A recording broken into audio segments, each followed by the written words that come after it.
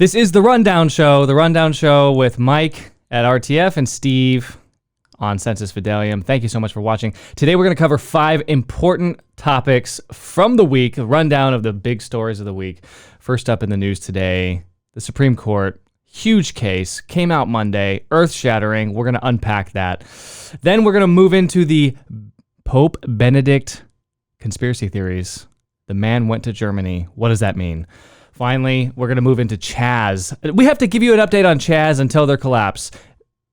Spoiler alert, this might be our last update on Chaz. Faucism versus fascism. Faucism is the new fascism. And then finally, the NFL. They're trying to ruin the national anthem. Again?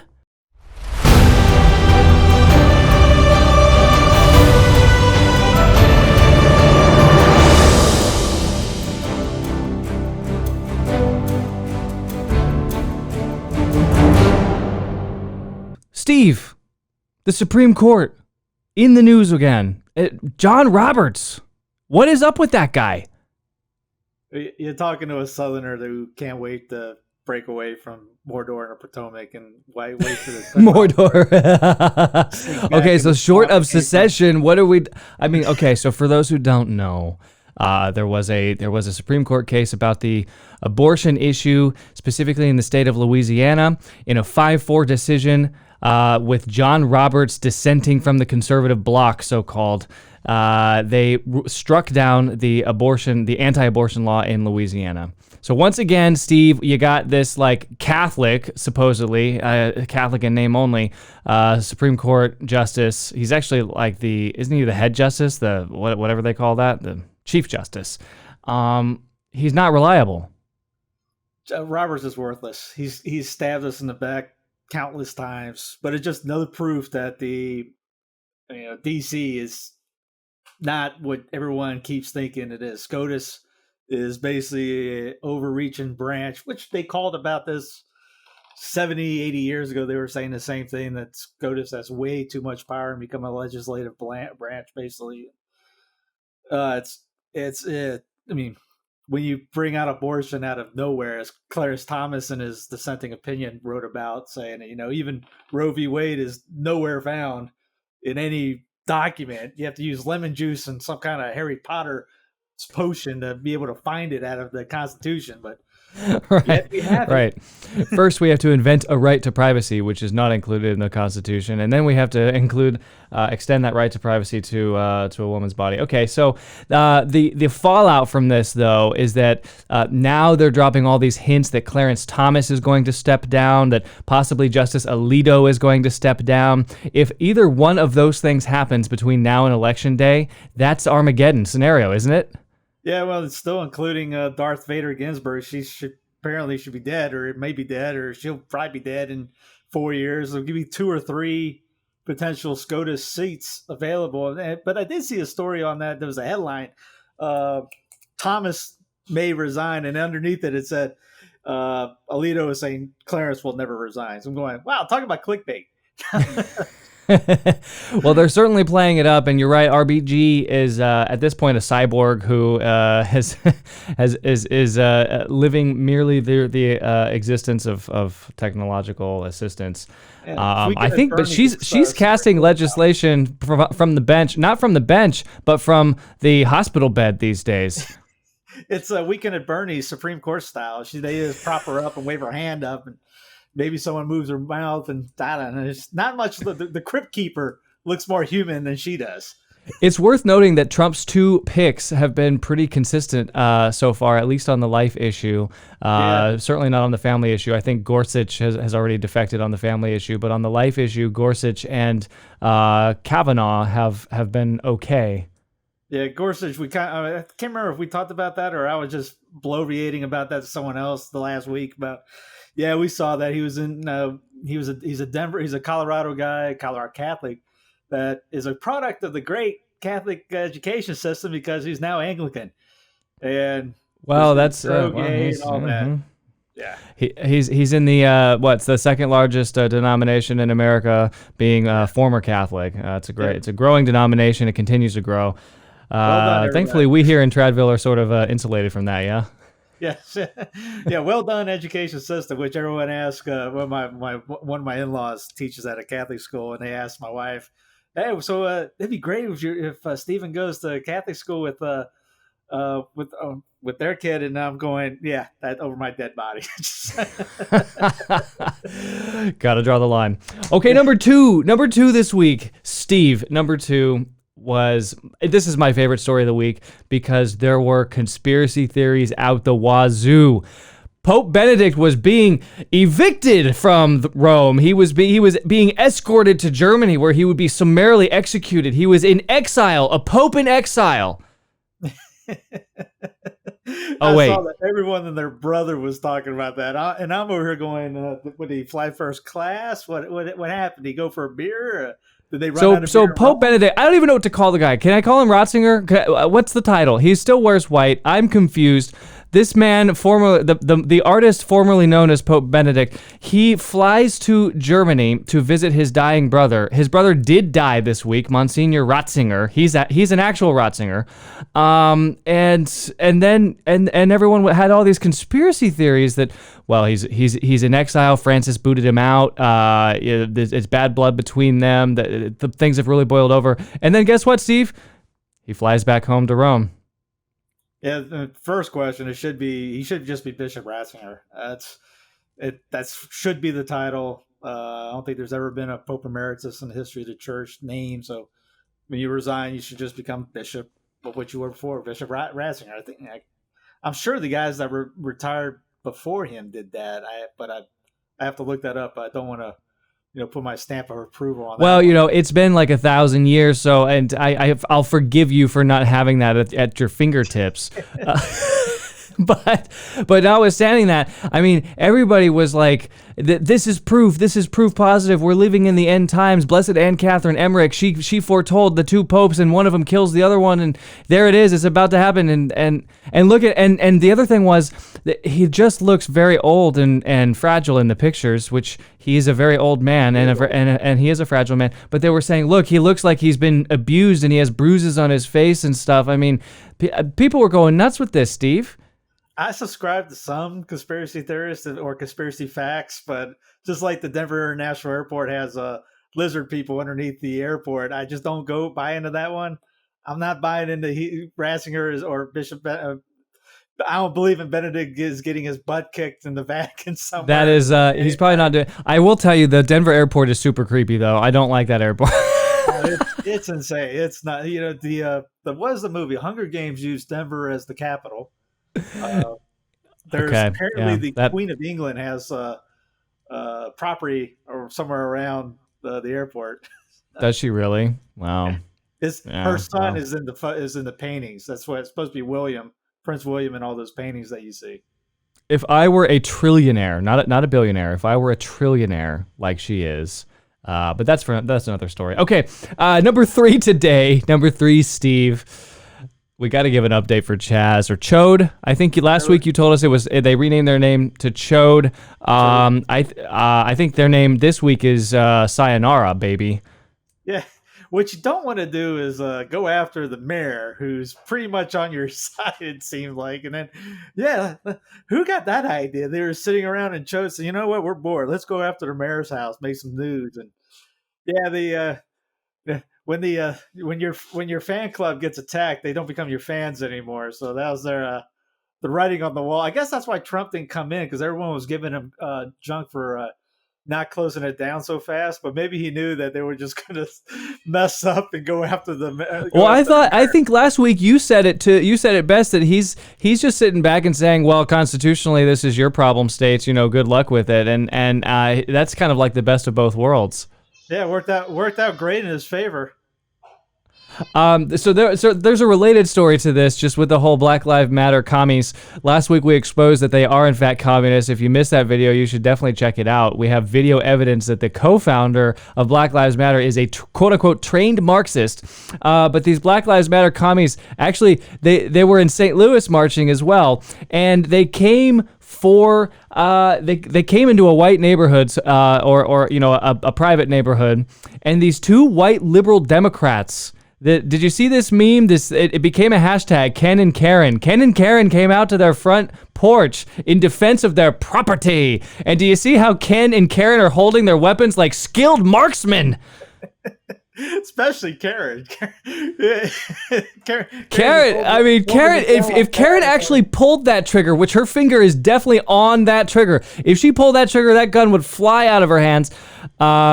It's amazing. So yeah, these two white liberals, and they made sure too that they put it out there that, hey, we support Black Lives Matter, and they had a whole PR campaign. They're both lawyers, so they're rich white lawyers in St. Louis, Missouri, who support Black Lives Matter. But when the mob comes calling, when the mob comes to your house, you're gonna grab you're gonna dust off that rusty AR. And tuck it under your arm. You kind of wonder if it was his neighbors. Like, hey Tim, you go over there. Can I borrow that piece over there? They're coming for us. Yeah, nice work, Ken and Karen. That was a fleeting hashtag. Okay, Steve.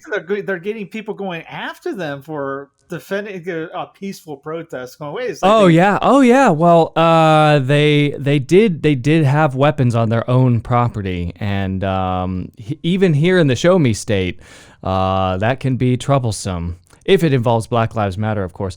And now I think I saw some pictures of the crowds that were the menacing crowds in Portland Chic that were attacking their house. They were mostly white people.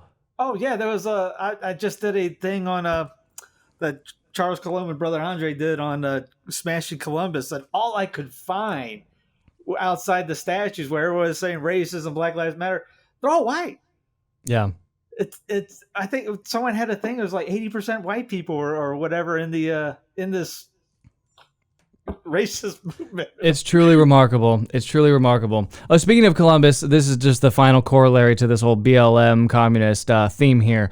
The namesake of Columbus, Ohio, has been removed. The city council voted to remove the statue of Christopher Columbus from Columbus, Ohio. The statue of St. Louis in St. Louis, Missouri still stands thanks to the valiant efforts of traditional men. You seen the Philadelphia one? No, what happened in Philly? There was a bunch of guys, mostly Italians, standing around the Columbus statue, making sure with baseball bats that no one touches it.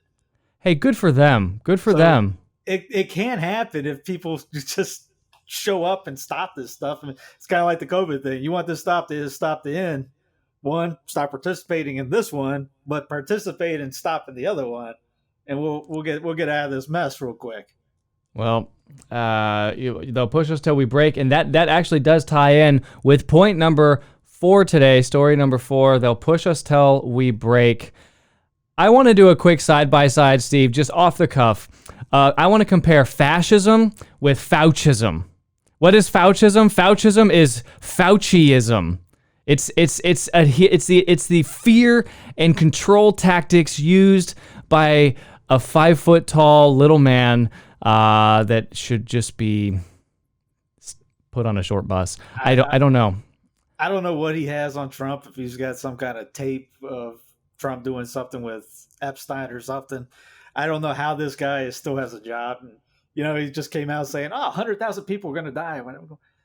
I saw that. He released that today. Today's Friday. It's First Friday.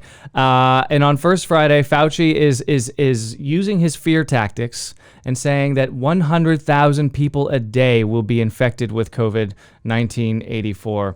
The difference, I think, so there are two primary differences I want to point out. The first, between fascism and Faucism. In fascism, it's about controlling your behavior through the brute force of government. With Faucism, it's about controlling your behavior using the potent tools of fear-mongering. With fascism, the elites are exempt from all of the rules that they impose upon everybody. And in Faucism, they are likewise exempt. Check out this video where little Fauci is just, as soon as the camera stopped rolling, he takes off his mask and is like, okay, camera's not rolling, I don't have to wear my mask anymore. Check this out. Okay, I mean, Steve, what are we going to do with this? I mean... Yeah, he couldn't breathe. Well, here in the great People's Republic of North Kakalaki, we had the same problem. Governor Cooper and his Miss Fauci. We got our own version of Fauci up here. Is some little robot lady. They're both there telling everybody they put a state mandate on masks, which is great that the city I live in just basically told Raleigh to go pound sand. I mean, they got the signs up, but nobody's bothering it. No one's obeying it, and which is beautiful. I love it. Oh man. But they did a thing on the other day, and none of them was wearing a face mask, and they're just going back and forth. Well, Have you seen this hashtag burn your mask? oh yeah. It was the Reopen North Carolina people that put a video out on that, starting to tell everyone to light their mask on fire. This is brilliant. This Did is you see brilliant. the Good Morning America piece?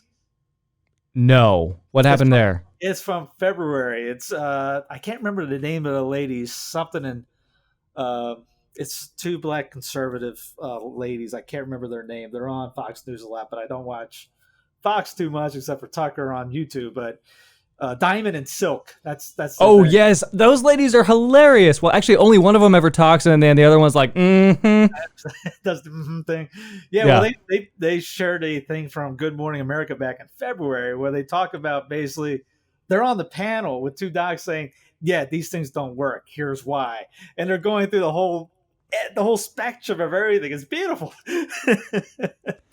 This whole mask mania is it's an interesting topic because first of all we know that the masks don't actually work, especially when when the stores say you have to have a cloth covering. Cloth doesn't stop viruses. Viruses are tiny, and they float right through the cloth. Okay, I don't care how tightly woven your cotton T-shirt is that's over your face. It's not going to stop a virus. And even they mention it because most people that even have them on don't have them on right, or you're tugging at it, you're pulling at it, so you got your hands all full of anything because now everybody's all germaphobes or. What do you think is really going on here with this? It's what you call it's a compliance test, so that after everyone starts doing this, guess what you're going to do? Because the same arguments for this are going to be the same arguments for the vaccine. So why don't you get the vaccine? Because you're going to kill grandma if you don't take the. Oh, so this is a dry run for the vaccine. They're testing out the arguments and normalizing the behavior of control.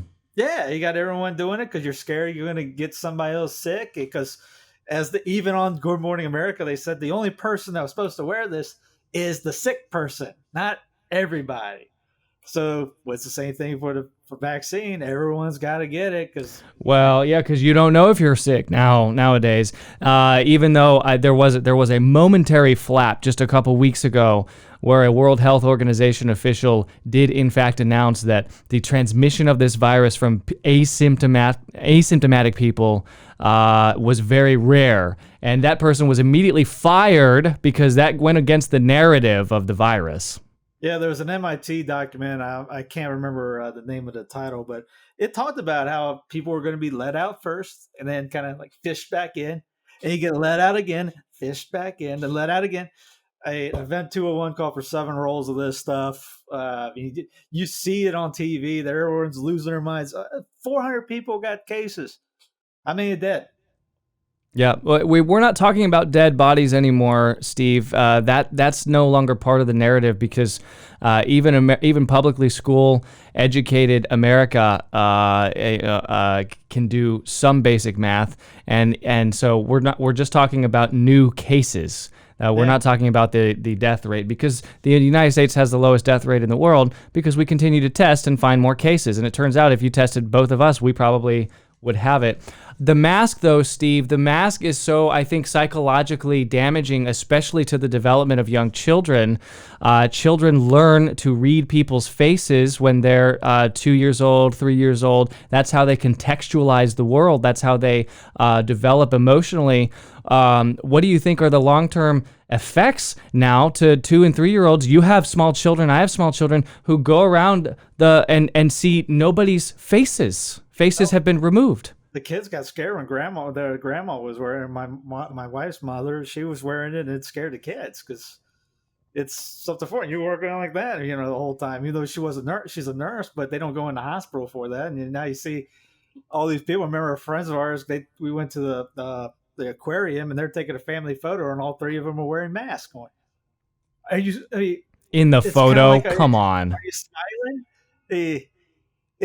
it's anti-human because now it takes away your. Yeah, I mean, you can't see if I'm smiling, talking, or what. I'm just looking at you, and You're right, and this is how we make split-second judgments about things. This is how when we meet somebody or if we see someone coming down the street, our brain instantaneously analyzes the image, compares it to the imagery stored in our brain. This really kind of goes back to Descartes philosophically, where look, the godfather of modernism, and telling us that we can't trust our senses and we can't experience reality with our five senses. This is liberals playing that out, liberals and conservatives now playing that out in our politics, to where we have removed the sense of sight, and we're no longer allowed to see people's faces or contextualize any of our daily interactions. Yeah, I mean, we're basically telling God he didn't do a good enough job. We should be having some kind of barrier over our orifices. But now they're saying it can go through your eyes. So what's next? We're going to have goggles for everybody, and we might as well just wear the big helmet, because if you really want to be safe, wear the hazmat suits that docs and labs wear. Spacesuits for everybody. Okay, Faucism. I think we're the first ones to coin the phrase Faucism. I hope it catches on. Maybe we can hashtag it in the show notes too. And there's another example of how bad Catholics can screw up the entire world, because he's Jesuit trained. Oh boy, I wish you wouldn't have told me that. He's a little Jesuit. Yeah, man. There was an article about asking him about his religion, where I brought up, and just like a typical, modern day Catholic coming from a Jesuit college, he's it's do you know what my first act, if my name were Leo the 14th or Pius the 13th, my first act as Pope would be to disband the Jesuits and maybe burn a few of them at the stake, just for good measure. Okay, number five, Steve. Did that cross the line? Is that going to get edited out?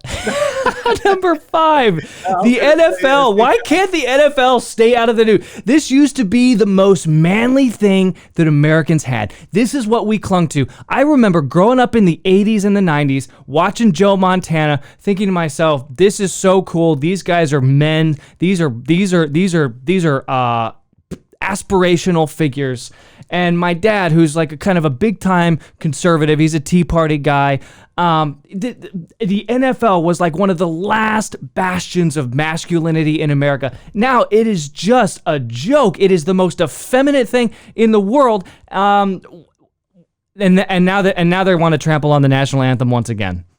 Yeah, I mean, sports in general went PC long ago. You got in baseball, you had the pink bats and pink gloves day for Mother's Day, and what was it, the breast cancer awareness stuff. And I mean, October, thanks to D'Angelo Williams of my Carolina Panthers, he ended up getting the whole month of October pink month. So you got guys running around in pink gloves and pink shoes.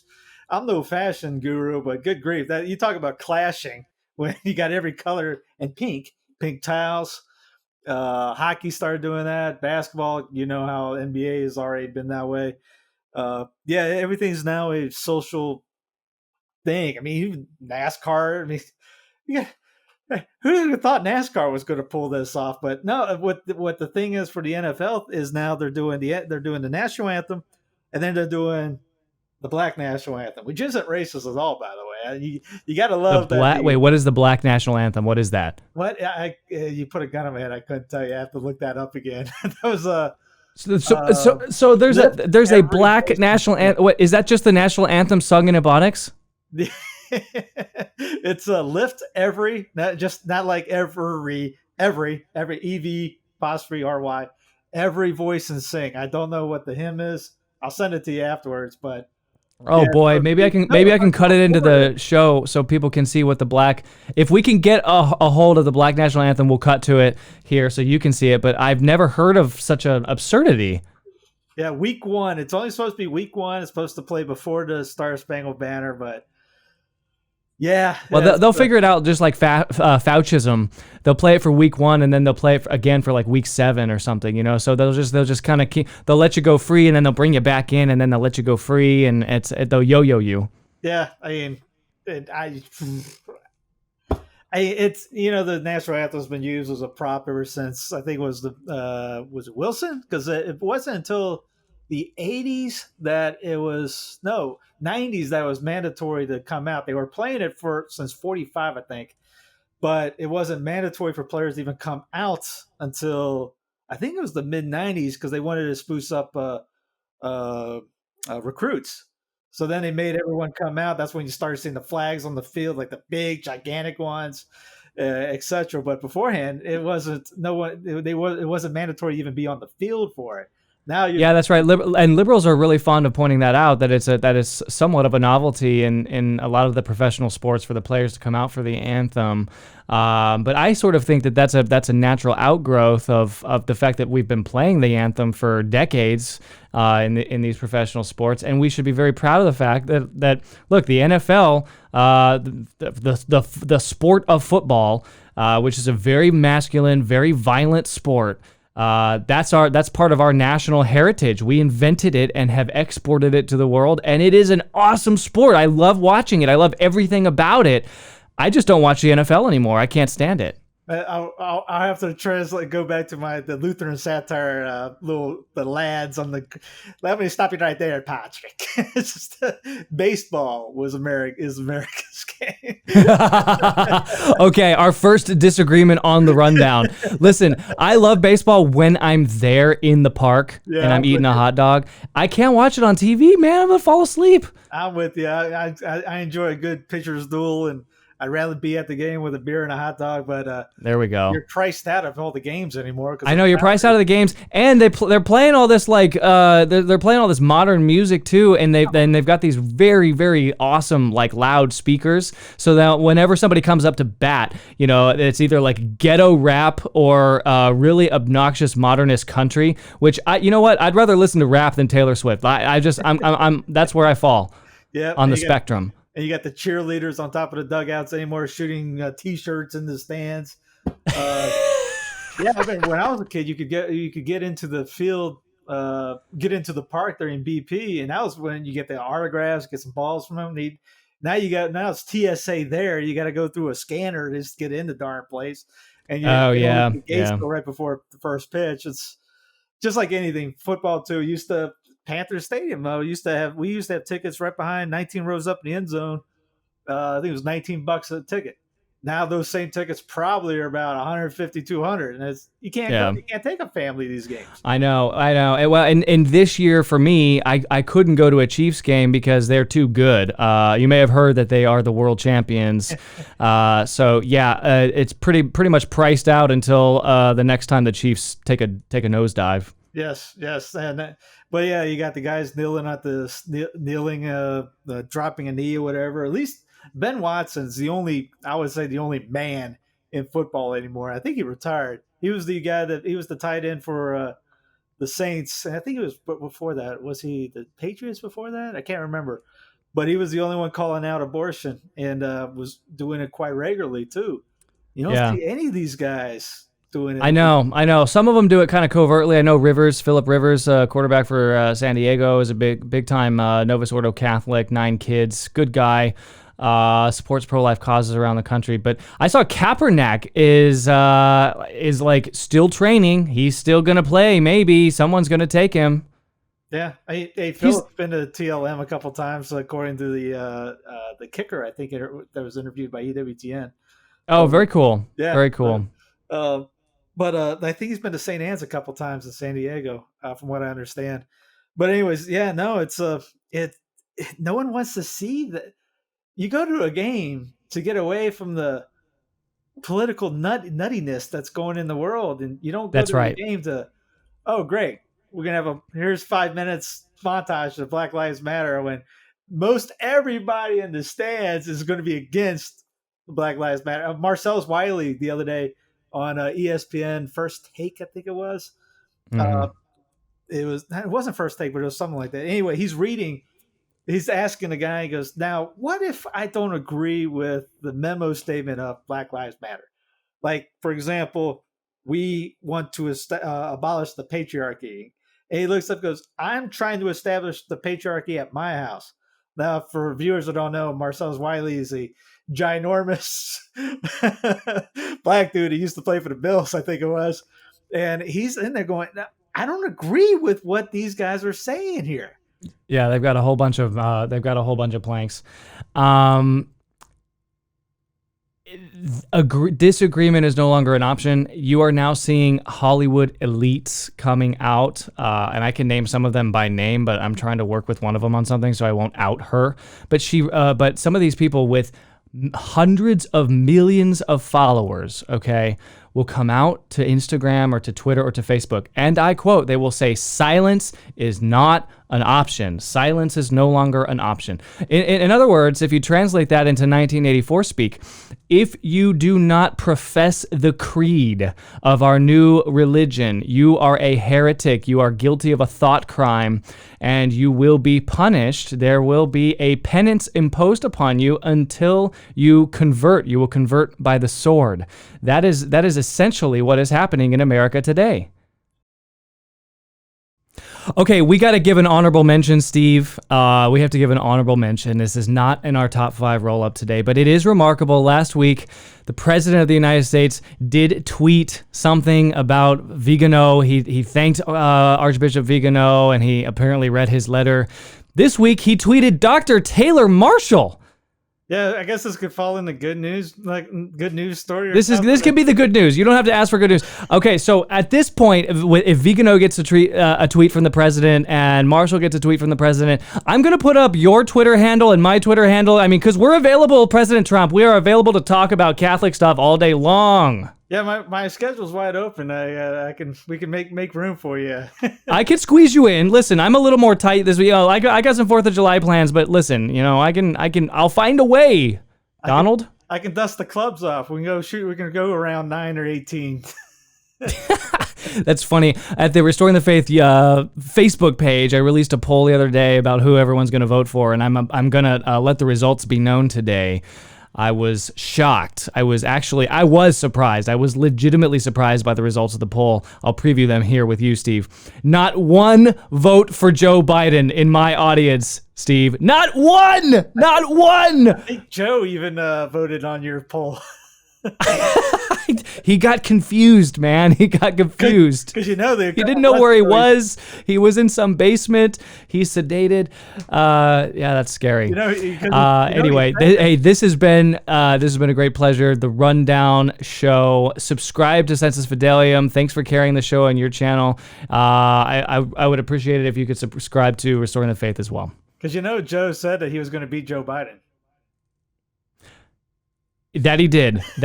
And I think either way that shakes out, he will. I appreciate it. Yeah, go over to Restorative Faith. I think Mike just put out that big interview he did with, I can't remember his name, on the St. Louis incident. So, that's fun. That's a lot of fun, covering St. Louis. I'm going to get out there and cover it live next week. Oh, nice. Yes. Did you find out anything if they're going to the cathedral? Because you could hear that one guy saying, we're going there next. Yeah, that's their plan. What's so remarkable about that, Steve, is the young man, the young man Mark Williams, who has the bullhorn. So he's got the bullhorn and he's got the rosary, and he's arguing with these Black Lives Matter thugs. And he says, "Do you want to know what the real weapon is?" And he raises up the rosary, and all of them, they're like demons. They wince. Oh no! Oh! I mean, it was over the top. But I mean, all of them were demonic. Yeah, it's an insane movement. I mean, what they say that he was a rapist and things like that. I mean, they're just literally just pulling stuff out of the air. Listen, what does a 1,000-year-old French king have to do with Black Lives Matter, people? I mean, come on. That's like William the Bruce. I mean, there's no black people in Scotland in the 1200s, and yet he's a racist. He's a racist. Everybody was racist back then. Yeah, it's just saying everybody's racist now. Even the Black Lives Matter people are racist. Those guys are. We've lost our minds. What was it? The G.K. Chesterton thing. Sometimes your mind's so open that your brain falls out. I think that Don't have a mind so open that your brains fall out. I love that. I love that quote. You talk about football. We're playing football with each other's brains right now. We're playing. Well, we're playing some weird sport with each other's brains. I don't know what ends up with scrambled eggs. I mean, at this point, everybody's brains are fried. Stay off of social media this weekend, everybody. Enjoy America. And don't forget, it's the first Friday and Saturday. First Friday, first Saturday. Pray for our nation. Yeah, peace, guys. Bye.